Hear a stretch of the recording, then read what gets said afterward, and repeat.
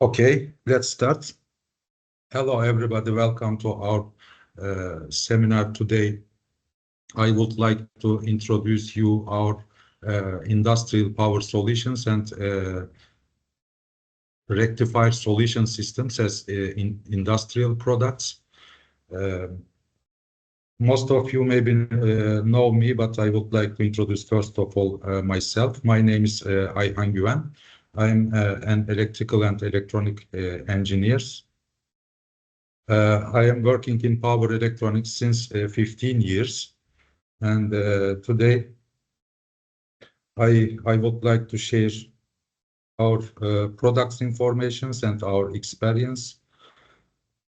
Let me to introduce first our webinar topics. Firstly, I will share some our company introduction informations, our general solutions. I will explain all our products range. After that, I will try to extend our industrial solutions like uninterruptible power supply UPS systems, inverters, converters, static transfer switches, rectifiers, batteries, battery monitoring systems, and energy storage systems.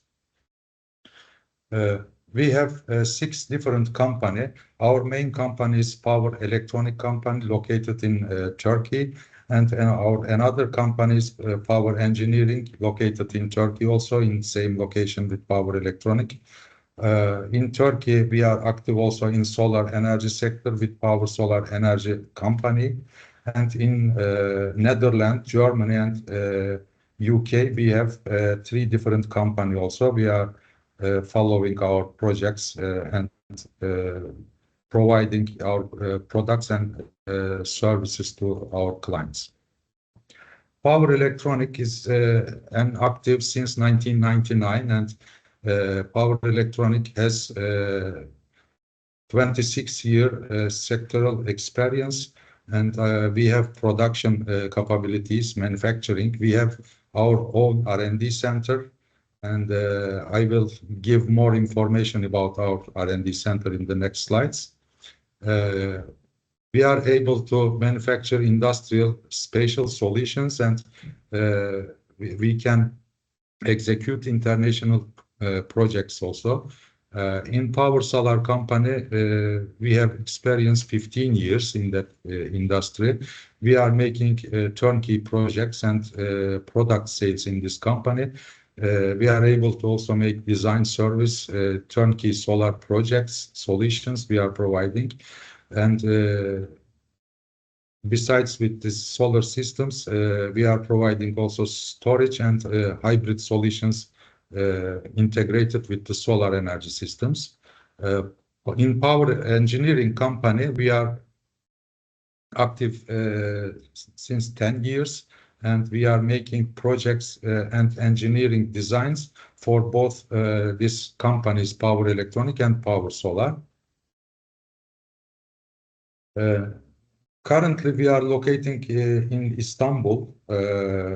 Our company center inside the city in Istanbul, but we have new factory construction, and this construction is around 5,000 meters square in area, but total closed area is 7,500 meters square.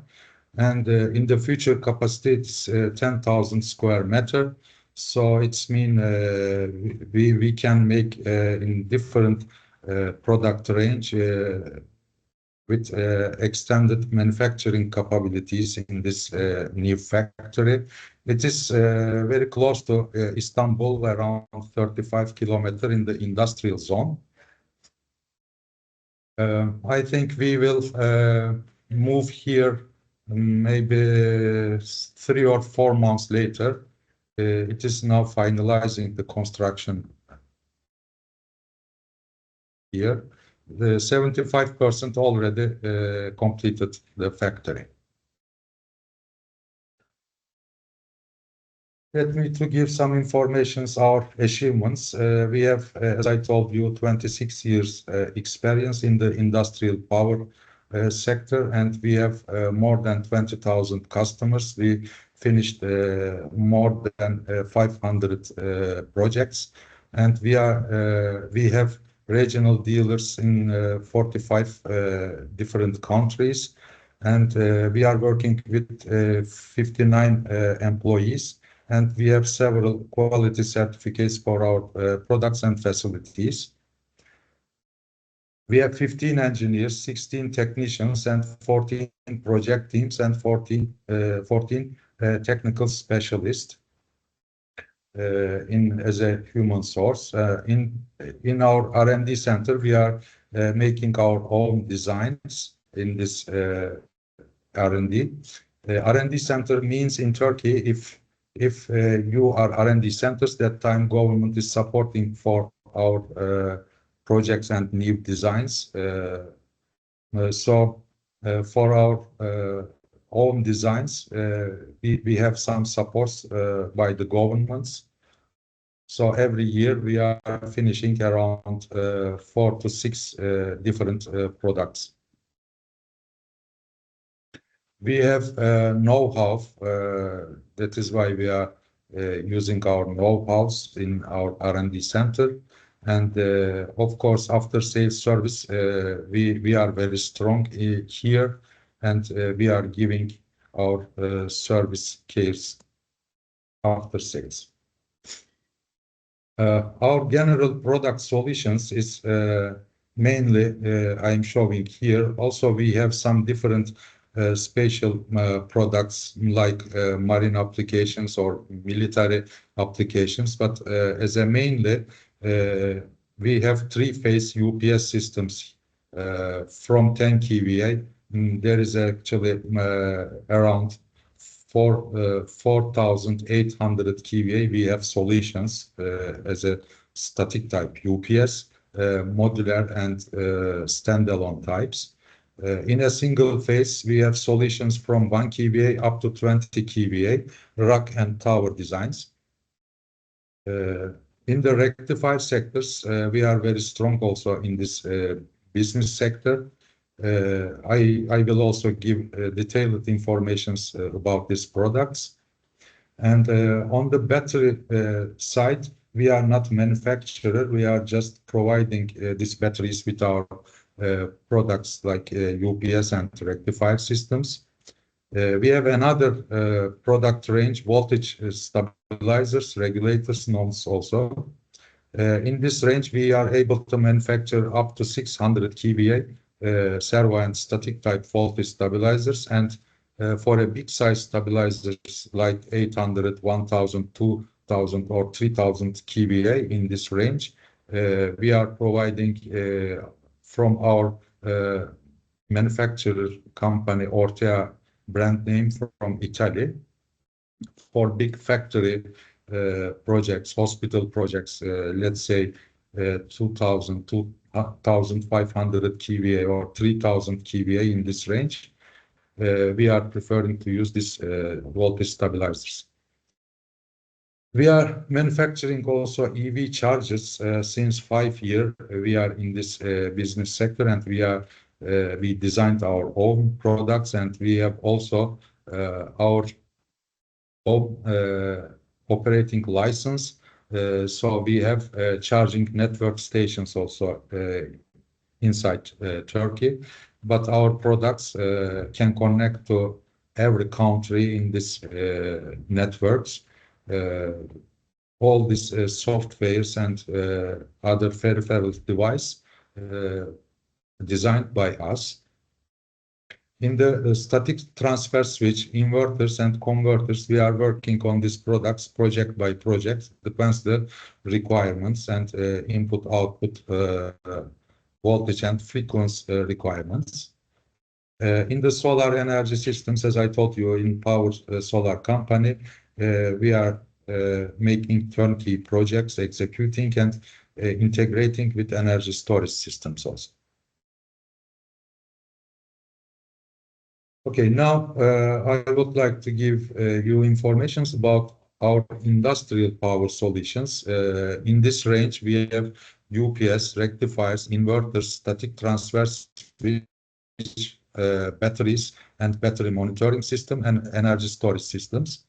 Actually, I firstly want to explain what is the difference industrial UPS, or what is the mean industrial UPS. Uh, are all UPS systems are industrial or not? When we tell industrial grade design, we have to understand that there should be high resistance to electrical shocks and high IP protection class, because these products should work in heavy conditions, and the products should be designed for the long life working, and high resistance to high starting loads. It's like on the startups for some kind of loads, like compressors or like motor loads. They consume very high current during the startup. So the products should meet these requirements. And there should be electrical isolation protection. Most of time we are providing this isolations with the galvanic, with the transformers, especially on the input and output sides for the AC uh, isolation. On the UPS, we are able to install input side and output side. It depends to the requirements, but for the rectifier systems, only on the input side, because on the output there is a DC energy. So there is no need, and it is not required any galvanical isolation. And backup operation like redundancy or parallel connection, because this product works in very critical process, feeds the very critical loads, and should be considered parallel working or redundancy. And the products should be monitoring remotely, and should support with different communication protocols like Modbus, Profibus, TCP/IP, or Modbus RTU, with different communication protocols should be supported by the products. And on the photographs, you can see inside the factories, these products seems not like standard products inside the industrial cabinet designs.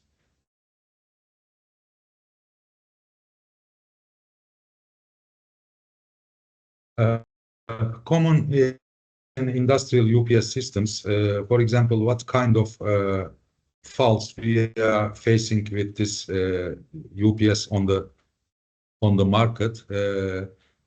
To use of non-industrial UPS systems, most of the time these are causing the faults, and the difference between apparent power VS to active power differences, because there is a cost fee factor, and for example 100 kVA, it is the apparent power, the kVA rate, but active power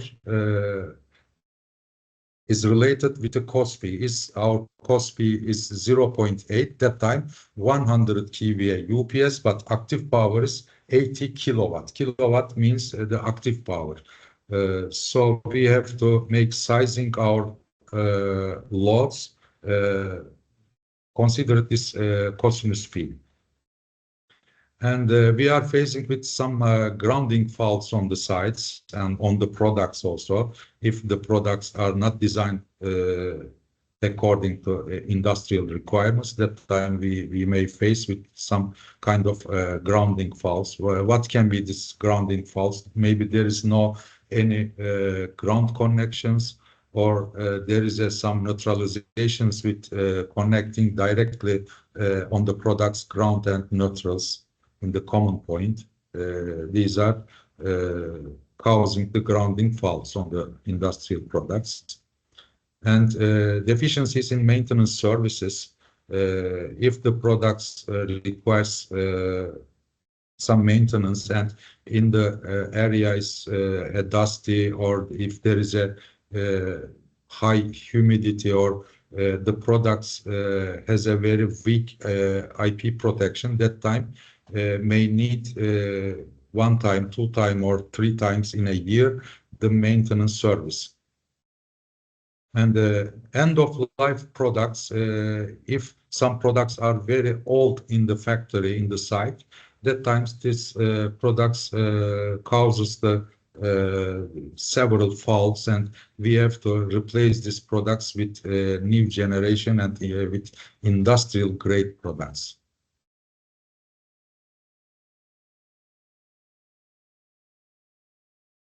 On the industrial inverter, generally inverters has on the input side DC energy, and this inverters invert the DC to AC. The loads are AC.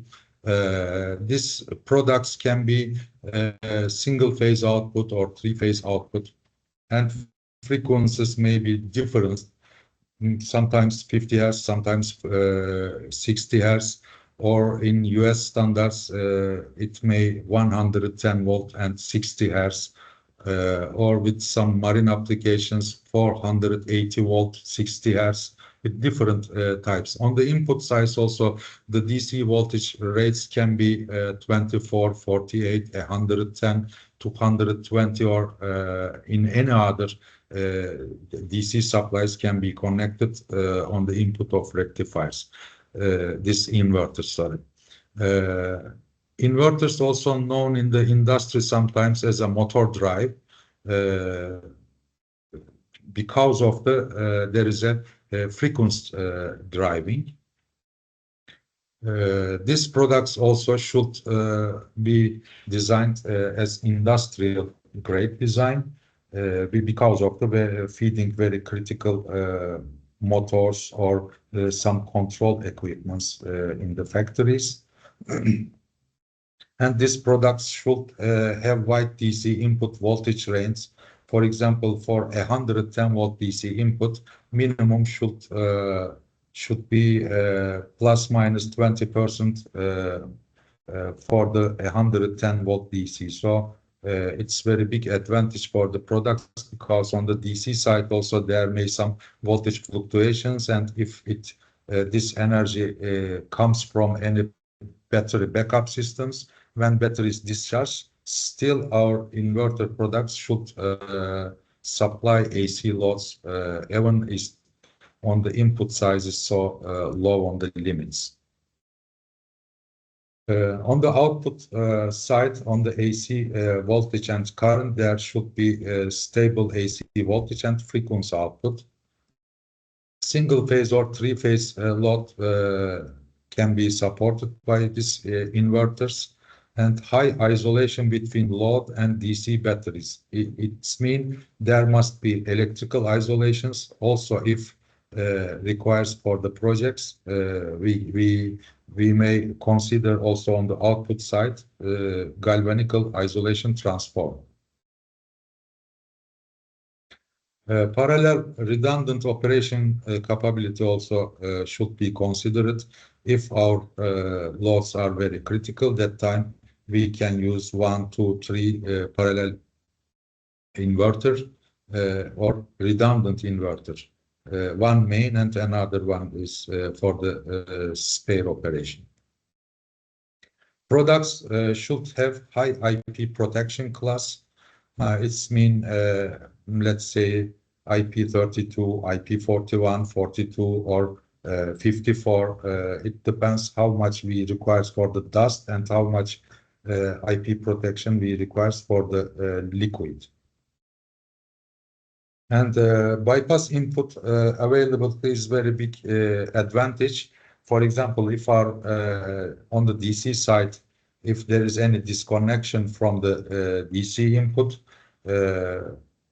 that time products can work through this bypass input, directly connects to the output, and preferable it must be without any interruption.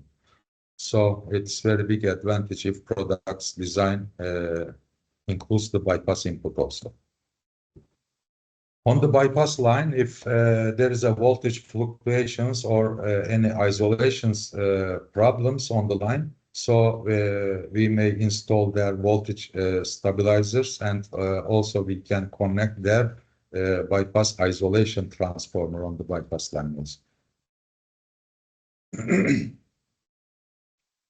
Static transfer switch on the industrial applications, known as the sometimes clients asks as automatic transfer switch instead of static transfer switch. Actually, there is some differences between static transfer switch and automatic transfer switch. Automatic transfer switch most of time designs by the contactors, and during the change the source, there can be unreasonable disconnections on the output. Static transfer switch uses for selecting one of input sources or to switch between different input sources. So there should be defined before primary source, reverse source. Sometimes there may 3 or 4 different sources.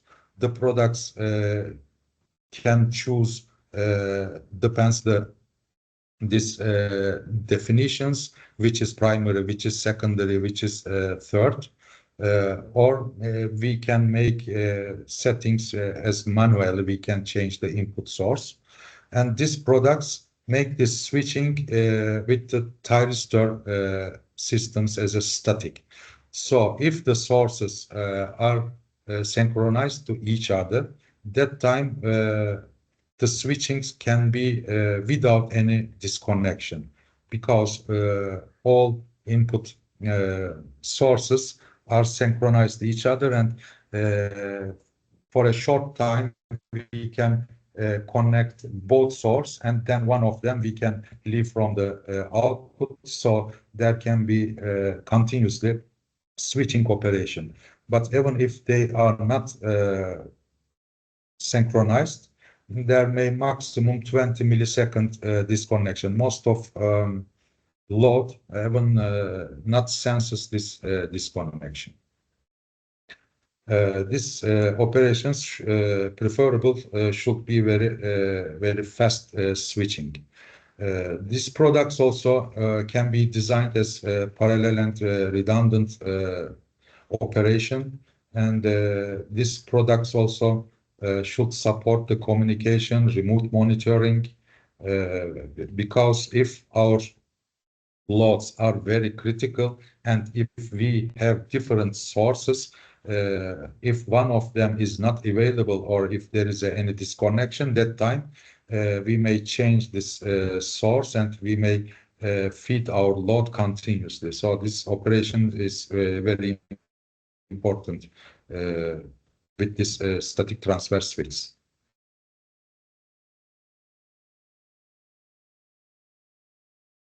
Yes, on the rectifiers, there is a two kind of rectifiers. On the left side box, you are seeing the three-phase rectifier systems. Input is three-phase, of course. And on the right side, you may see the single phase, a little bit smaller than the three phases. And the output voltage can be 220 volt DC, 125, 110 volt, 48, 30 volt in some countries, and 24 volt DC. One of these voltages should be selected during the design, the whole systems. Actually, rectifiers design is just according to the your systems, because these products are uses most of time for the medium voltage, high voltage substations. So in that substations, if DC voltage design is according to 224 volt DC, breakers, coils, or relays, communications relays, DC lightings, and any other loads. So our rectifier and battery backup systems should be designed for 224 volt DC, 20 volt DC. If this medium or high voltage substations DC side designs for 110 volt DC, so we have to design our rectifier systems according to 110 volt DC output and battery backup systems. So for small size, if our auxiliary transformer in the system, if it is single phase, that time we have to use only single phase rectifier systems. If our auxiliary transformer in the site, if it is three phase and the demands is high power, that time we have to choose three phase rectifier systems for our designs.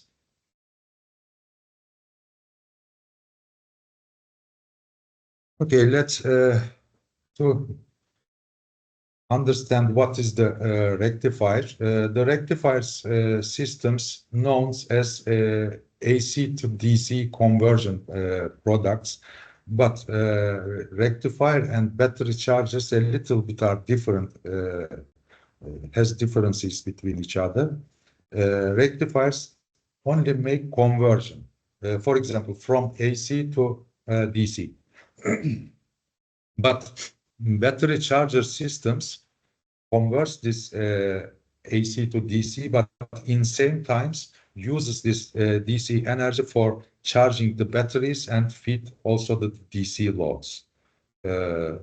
So for the DC voltage and current applications, we are requiring this rectifier systems.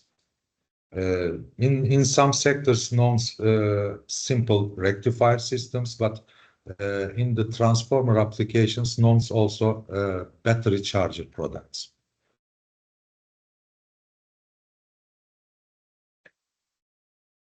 According to input source, there is a two kind of products, three-phase input and single-phase.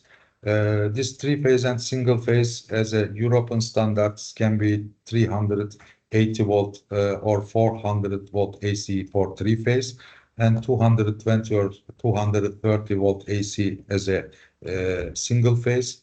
But for different countries' voltage regulations, this supply voltage also can be designed for the 415 volt, 420 volt AC, also 460 volt AC. Also, we made several these designs. Also, like in Morocco, there is 550 volt AC also. We made also product according to that grid standards. Based on the load voltage levels, there is a different output DC voltage levels, 12 volt, 24 volt, 48, also 30 volt. Most of time I'm facing in Bahrain, for example. In some projects in Lebanon also I faced with 30 volt. There is a 48, 110, 125 volt DC. In some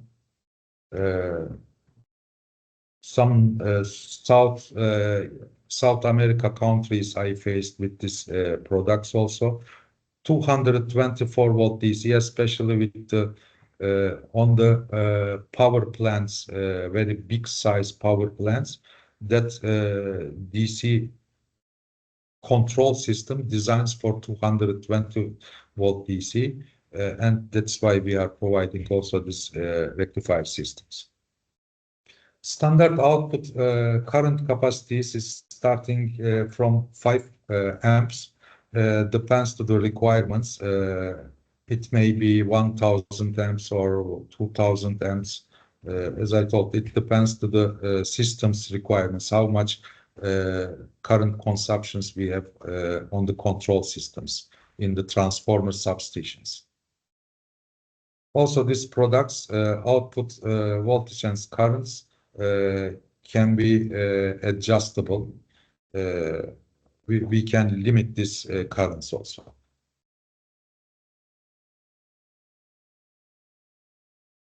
But to understand where we are using this rectifiers battery chargers, in first place is medium voltage transformer substations. In any medium voltage transformer substations, we have to use this rectifier chargers units. Uh, as I told, maybe a 24 volt DC, 30 volt, 48, 110, but we have to use. In medium voltage distribution transformer centers we have to use, because of in that places we are controlling some switchers, breaker coils, control relays, SCADA control systems. This kind of loss we are feeding with the DC voltage. Because if in this transformer substations, if there is any disconnections on the power line side, so there is no any energy systems. Only we have this control units in the battery backup system with the battery chargers. So we have to control all our systems only with this energy which we have stored in the batteries. On the high voltage transformer buildings, we have to use high voltage step down centers. We have to use this rectifiers battery chargers. DCS SCADA centers or in these systems we have to use these products, especially 24 volt DC. This is the control voltage on these SCADA systems.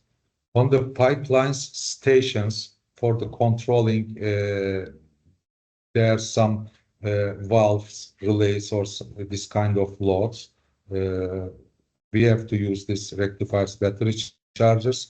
On the power plants, all kind of power plants, even nuclear power plants, coal power plants, wind turbine power plants, geothermal power plants, or hydropower plants. In all kind of power plants, we have to use this rectifiers battery chargers.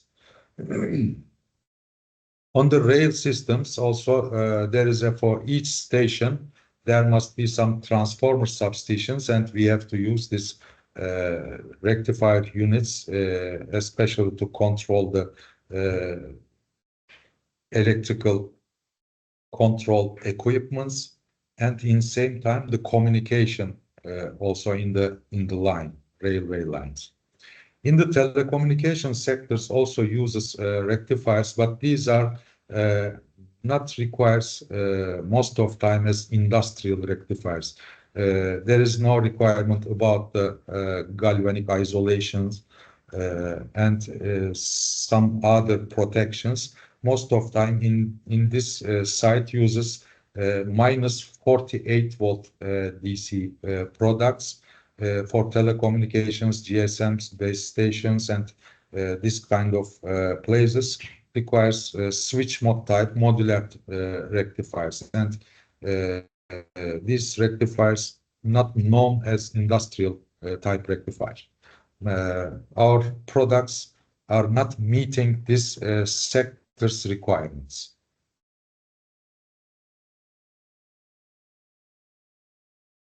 Okay, industrial rectifiers should be designed in compliance with industrial and international standards, which is known as IEC standards.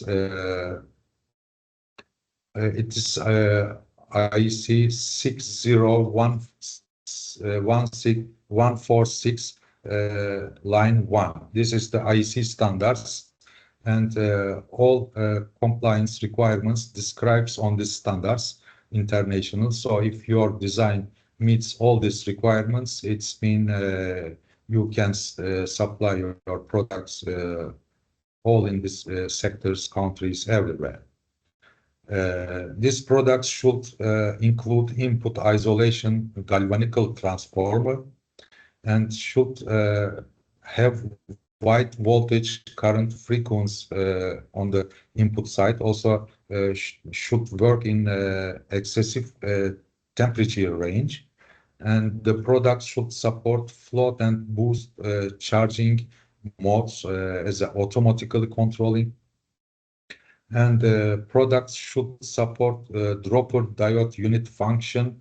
I will explain what is this dropper diode unit, and also I will explain detailed what is the float and boost charging. This definitions I will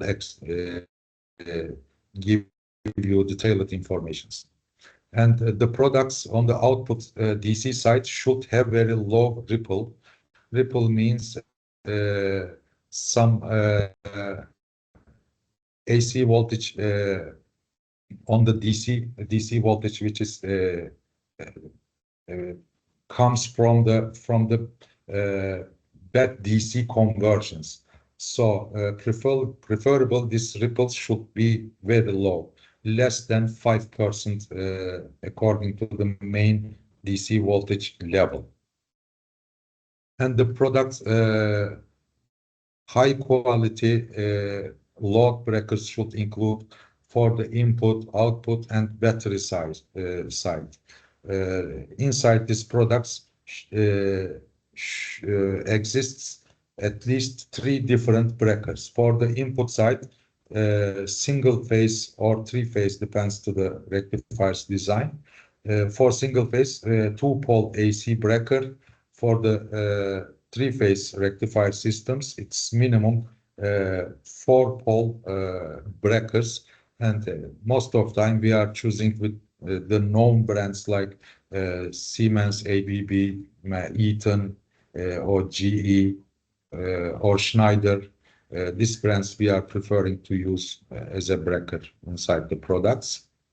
These products should be designed suitable for parallel and redundant working operations, because most of time feeding very critical systems.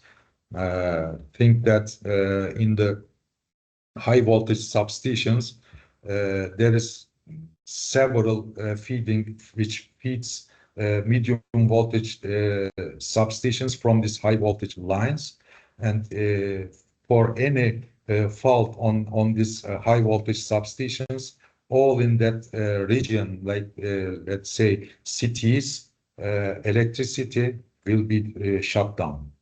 So everything is very critical in this inside these products, and the products should have remote monitoring and communication capabilities. Let's say Modbus RTU, Modbus TCP/IP, or Profibus most of time uses, but also should support dry relay contact output also. This is another communication system. If you have no any SCADA or monitoring systems, at least we are providing dry relay contact outputs. The products should be designed for high reliability and long life design. Minimum 10 years, these products should be in service in the site. This products designs not for commercial uses, as most of time not oriented to the price, but oriented for the industrial requirements. The cabinet also construction thickness and product brand selections and the current capacities. The cables should be flame retardant, and all systems should have high IP range and should work in very wide range temperature, let's say from -10 up to 55 degrees, without requirement any air conditioner. And on the site, you know, there may dusty area and for humidity for some regions, depends to the climates. So the products should work in that conditions a long years. I told you that the products should support redundant connection. This is the redundant connection example for 100-volt DC, 100 amps, 2 units. You can see from here. This is first unit. Another one is second unit here. These units can be connected through breakers to the inside the distribution switchboard here, and you may connect here also one coupling here. Sometimes if need to feed the loads A or B side to make separation from here, or if one of rectifier to remove from the systems, you may switch off this coupling and you can feed from another rectifier systems your loads DC side. Here we are seeing that there is a on the input there is a three-phase, and through the input breaker there is an isolation transformer. Here there is a rectifier systems. This rectifiers most of time designs with 6-pulse thyristor rectifier, or sometimes can be designs 12-pulse thyristor designs. And after this rectification, there is also LC filtering systems inside the rectifier, and there is a one blocker diode in this rectifier's output. It helps to block reverse current which comes from the batteries or from another rectifiers here to protect the rectifiers. So each rectifier should have one blocker diode on the output, and on the output side, connected for each rectifier, we may consider different all battery backup banks. But for some projects, available also to use 2 rectifier and one common battery bank here. It depends the project's specification, but we are able to manufacture and design for both applications. Here you may see the dropper diode unit here after the batteries on the output side. I will give detailed information for what purposes we are using it. In our systems, most of time we have no place for install distribution breakers inside the rectifier cabinet, but for some projects we are making spatial cabinet designs which you can install also some breakers inside our rectifier cabinet. That time on the site, if you have space limitations on the site, it's very useful our rectifier cabinets, which you don't need to install there any additional distribution cabinets on the site. This is the 110-volt DC distribution panel in the single line diagrams you may see here. This is the first rectifier input here, and second rectifier connections here, and you may see here DC coupling, and on the DC bus line there is a several breakers for the DC loads. You may see here control circuit, CB control circuit, or signaling circuit, control circuit. This kind of loads feeds from this DC breakers. And here you may see on the electrical room in the power plants or in the medium voltage, high voltage transformer substations, there is a rectifier systems and distribution cabinets like this. These systems designs as like view as industrial products.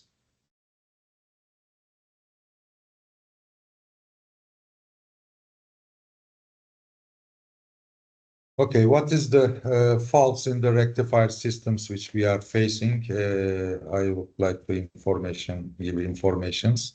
We are seeing for some projects there is non-industrial design products, and these products causing several faults and completely big power stations shutting down because of this rectifiers units. So it's very important.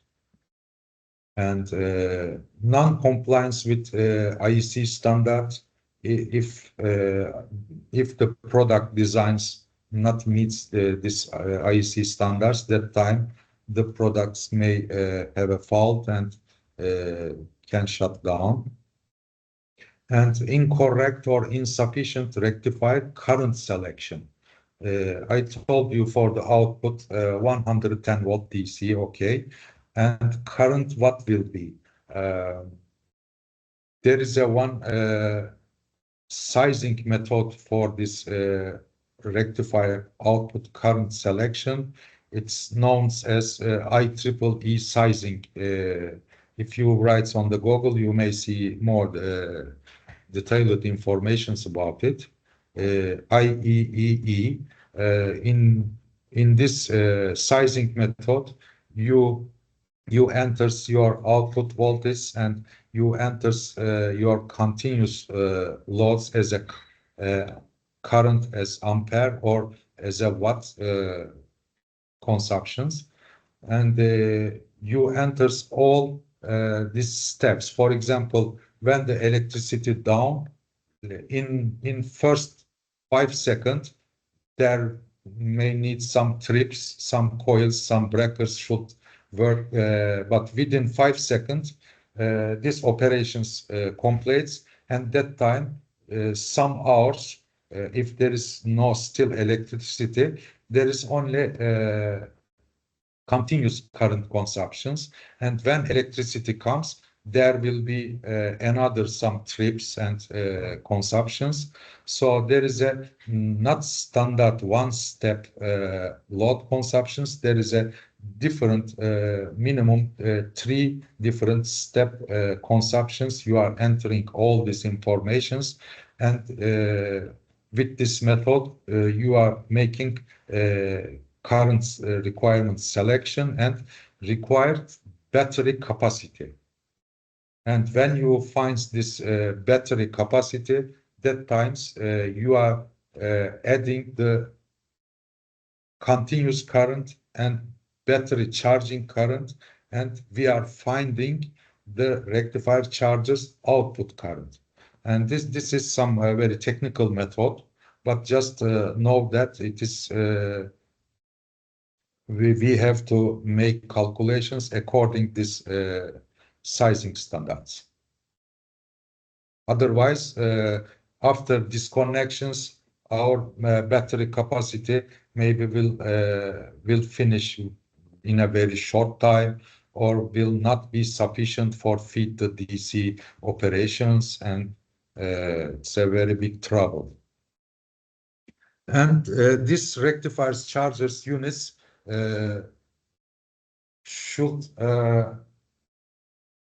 have float and boost charging voltage methods. But if there is any problems or error, that time the rectifiers cannot charge the batteries, and batteries most of time will be empty or will crash within a short time. Let's say after 1, 2, 3 years later, the batteries will not be used properly. High DC output voltage without dropper diodes. If you use without dropper diodes, with the charging high voltage on the boost charge, I will explain what is the boost charge in the other slides. That time, if this high voltage arrives to the DC load side, that time our load sides, coils, breakers can be burned and can have a fault. Battery damage due to high ripple. If our chargers designs is with high ripple, that time our batteries may have a problem. In internal temperature may rise up. That time it's very dangerous, and inflation on the batteries can be happen also. And to use very old products, rectifiers, which is end of life completed. As you see on the photographs, maybe you may see this product is working on the LCD screen. There is some voltage values or something, seems like it is working. But actually, if it is very old, it's mean the rectifier systems not working properly, because inside these products there is some capacitors, some different products which has some lives, like cycle life, or some let's say 5,000 hours after that time you have to replace these electronical parts.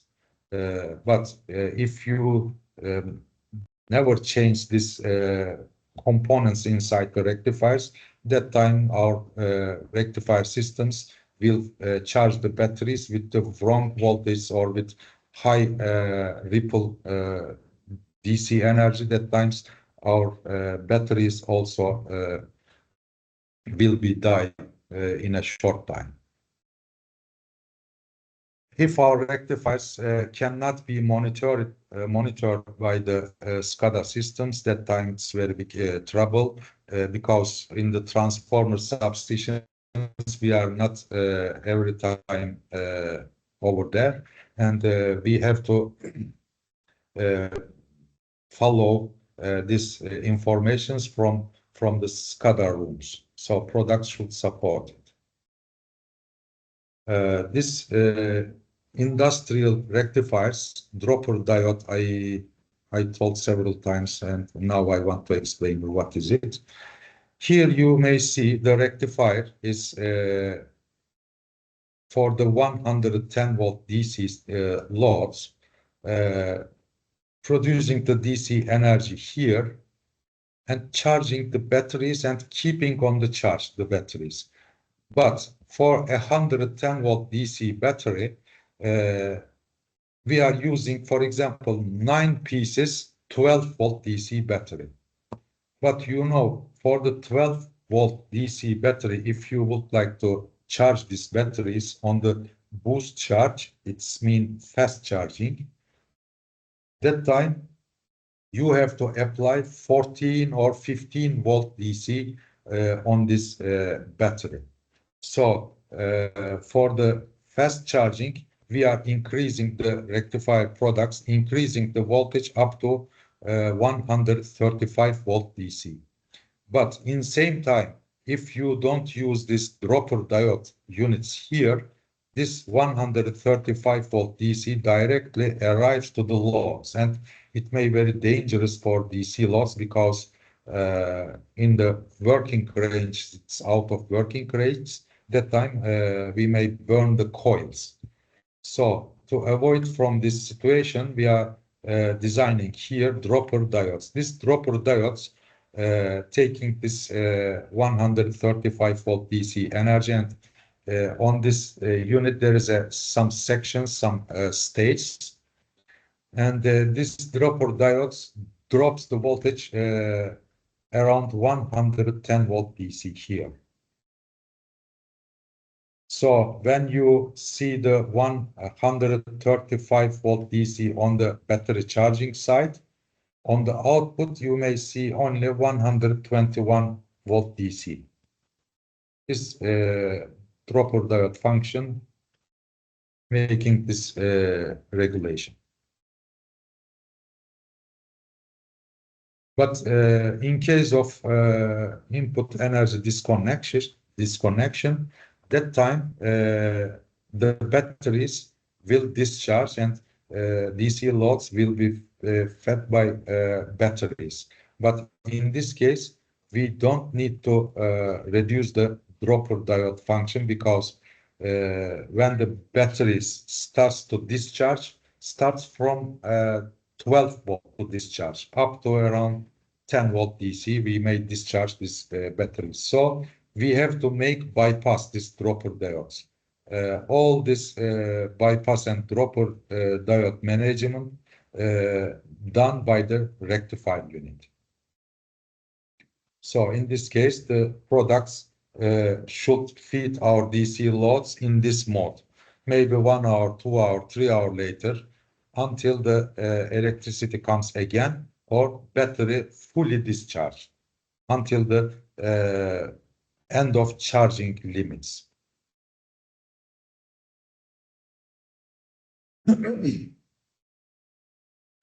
On the products, there is some status LED indicators in the rectifier systems. This status LED indicators shows us the faults, events, alarms, and this kind of informations. And with the color, for the green colors, it's everything is okay in the normal limits. Yellow colors are just warn us for some critical situations, but red LEDs, they are very critical alarms, and there may need some additional actions. These LEDs warn us what we should do. And our products has 16 pieces, these LED indicators. And I told you, industrial rectifier units has a dry relay contacts. Our dry relay contacts can be programmable through the LCD on the rectifiers. We have 16 pieces relay here. We may program, and we may use 16 different, let's say, battery MCB of DC leakage. There is a problem, or input voltage too high, or DC side low, high. All these informations we may take from this relays. Okay, now I would like to give informations about the batteries, because battery and rectifiers both are very critical products. According to the project requirement, we may choose different kind of batteries, and these batteries in the industrial products should have high performance and should be sized according to the IEEE sizing methods, and high charge cycle durability it has, and resistance to extreme temperatures from, let's say, -20 or +55, or sometimes +60 degree also. This batteries should work in this temperature range. And long lifespan the products should have, it's minimum 10 years should have this lifespan. Ability to withstand sudden high currents, like in UPS, for some coils, breakers, switches, may need on the startup operations very high current, and these batteries should provide this instant currents properly. Otherwise, the systems may shut down.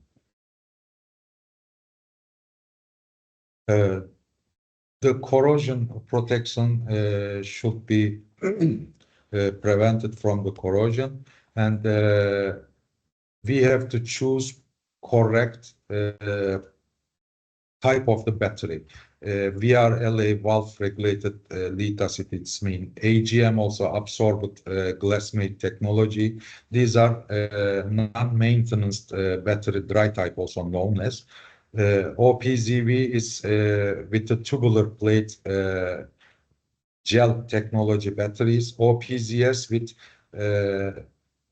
lead acid batteries with liquids, and nickel cadmium, or also lithium ion is available to use with the rectifier systems. Now I would like to give some short informations about some definitions. When we tell what is the cell for the batteries, these are definitions. Single battery units we are understanding. For lead acid battery technology, there is only 2-volt battery. There is no 12-volt battery on the lead acid as normally. But what there is a 6 pieces 2-volt battery inside one cover, and we are just seeing it as a 12-volt battery. So each these 2-volt units known as a cell. Block is a one battery which consisting from the cells, and stationary or standby operations. It's the mean keeping the battery charged under constant voltage, activating in case of any power outage. This is the stationary working. Cutoff voltage, the lowest voltage level allowed before battery discharge is stopped. For example, if this battery is nominal 2-volt, we may discharge this battery's maximum 1.6-volt DC. For some projects, the clients or specifications may tell us that minimum discharge voltage is 1.8.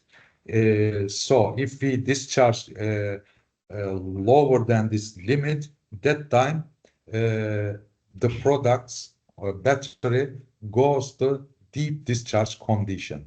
If this deep discharge conditions happen several times, that time the battery lifetime is dropping down very fastly. Charging, this is the process for filling the batteries with electricity, and float charge is charging method for only keep the batteries in charged. This is the constant voltage. And boost charge, there is a variable voltage, high voltage actually. It is for the fast charging, you have to increase the charging voltage. This method charge the batteries up to the 90% of the capacity. After this 90% capacity, the rectifier changed the voltage charging method to the float charge program. That time only keeps batteries on the charge. Self-discharge, this is the discharge due to internal resistance of the batteries. There is a internal current losses, and this current losses may discharge the batteries in itself. Actually, within 6 months, you have to charge batteries if there is no any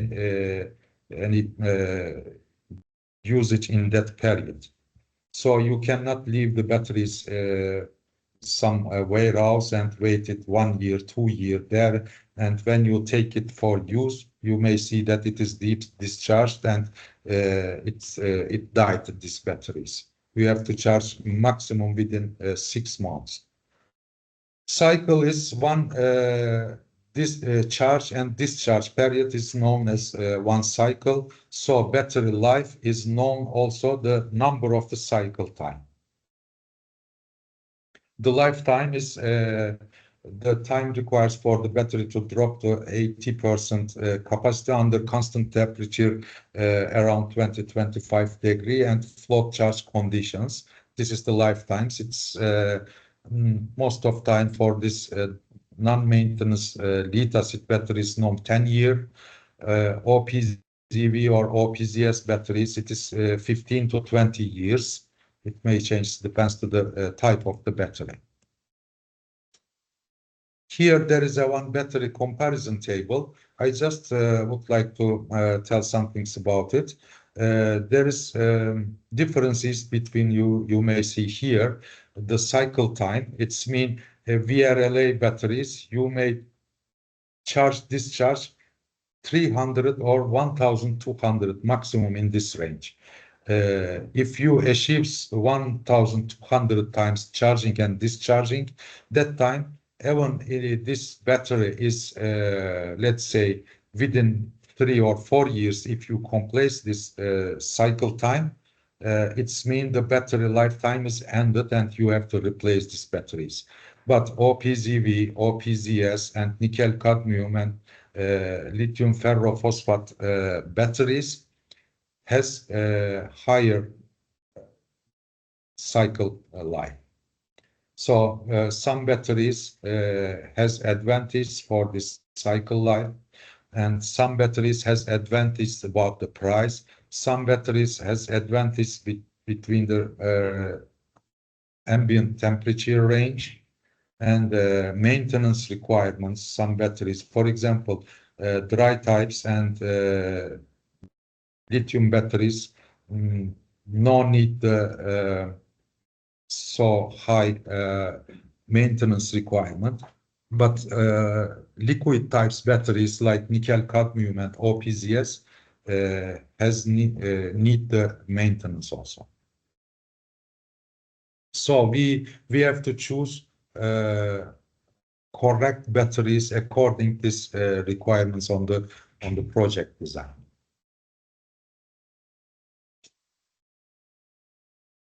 Okay, well, what kind of faults we are facing in about the battery rooms?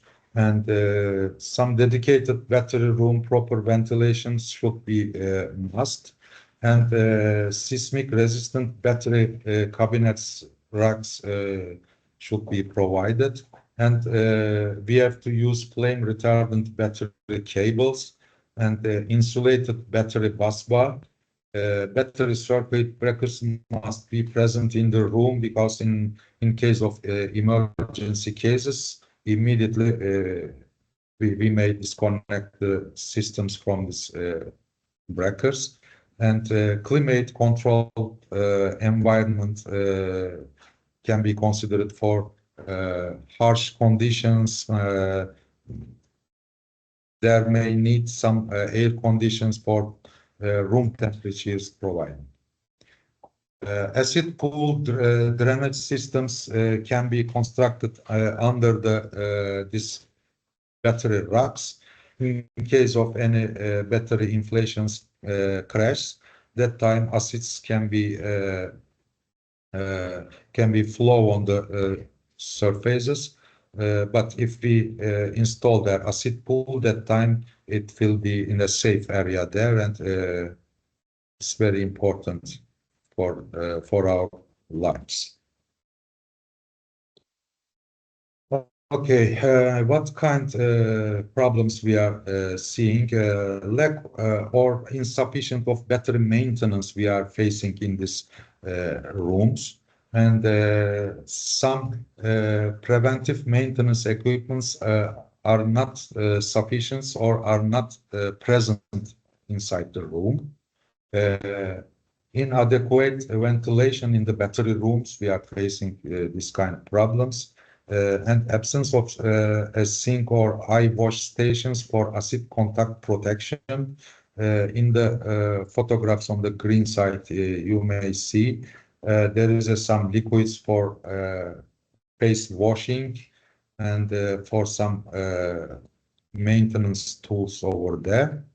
And on the yellow picture, you may see there is some ribbons, gloves, glasses, eyes, this kind of protections you have to present in the battery rooms. And sometimes we are facing wrong float and boost charge voltage errors on the side.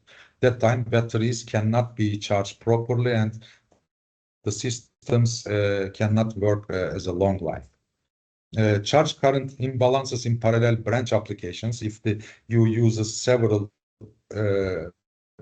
strings groups connected together, at times there is a unbalanced current sharings.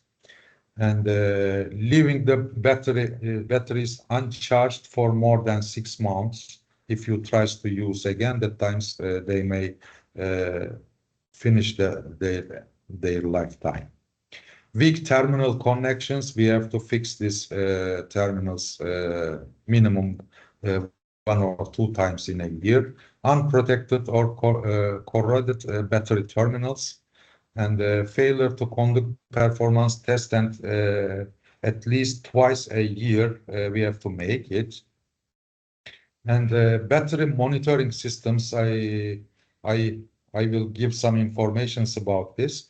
For example, when we install in the industrial applications some very critical battery banks, that time we have to think also to monitoring this battery situations without go and make some measurings on the batteries. In the video you may see here there is some small units which connected to each battery here and connected to the batteries poles here, and blinking us as a green. On the left side you may see the red. Red means there is a very critical alarm. That time that's mean you have to replace these batteries. If this color is the yellow, that time it is just warning. You have to be ready for fix this problem. It's mean this battery monitoring systems. This is the single line diagram of the complete systems. We are just making connection, one module for each battery, making connections, and also these modules has some sensors for the temperatures also, and measuring the internal resistance of each battery cells, measuring the pulse voltage for each battery, currents on the main line also measuring, and sending to the string module, and through the control module. Systems can be connected to the Ethernet, also on the internet or in a cloud. So you may monitoring your batteries from your iPad, mobile phone, from your computer, from everywhere. So when you install this battery monitoring systems, in your screen you will see like this here. Green means each battery is a normal. When you see the yellow colors, and when you click on the battery, you may see for each this batteries voltage, temperature, and internal resistance. If there is one of them has a problem, that time battery color can be yellow. It is just warning. But if it is red color, it's mean the critical problem. You have to replace immediately these batteries. So this is the DCS SCADA monitoring control room. If you haven't this kind of monitoring rooms, it's very big advantage if you controls this your equipments inside the factories or power plants or everywhere. Also you can follow up your rectifiers, batteries, all your industrial equipments from this control center. These are our solar applications for different power plants. We are making integration with these systems also. And energy storage systems also we are providing. I told you on the first of the presentation. Modular type energy storage units we may install with the solar energy systems. Also can provide for just individually for houses without make any connection for the solar or alternative energies products equipments. So there may be directional power conversion systems. It's mean directly from the PV to battery, and from battery to our household equipments. And the power sizes can be 5 kilowatt, 10 kilowatt. It's up to 1 megawatt, 5 megawatt for big size applications. It's available on the systems. You may see the containerized solutions. Some of our references, I just want to tell mainly known in the market, Android, Siemens, ABB, Schneider, GE or Hitachi, and different electrical distribution and high voltage, medium voltage substation divisions of the governments. Also, we are working with these companies, with the military companies. We are working, and we are exporting our products to the Asia, Middle East, Africa, Europe, and South America countries. We are providing for the projects our especially rectifier systems, UPS systems, and we just started to export our EV car charger products. For your requirements, we may work with you, we may support your projects. We are ready to make cooperations with you. You may buy from us our products, and you may sell in your country, or if you have your own projects or own clients, also we can work together and can make cooperations for our any requirements. Thank you for your participation, and you listened to me, and thank you for your time. My information's here. If you have any question or something later or inquiries, if you have, you may write me by email. And if you have any questions, you may ask right now if opens the microphones.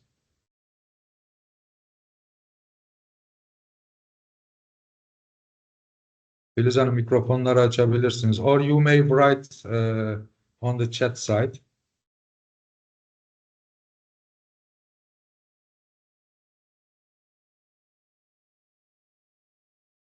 Okay, if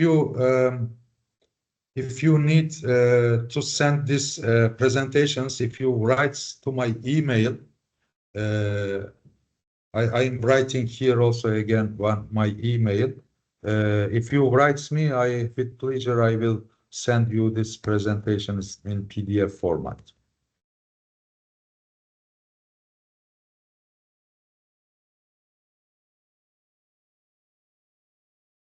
From the chat, you may take my email. Also, by WhatsApp, you may reach me.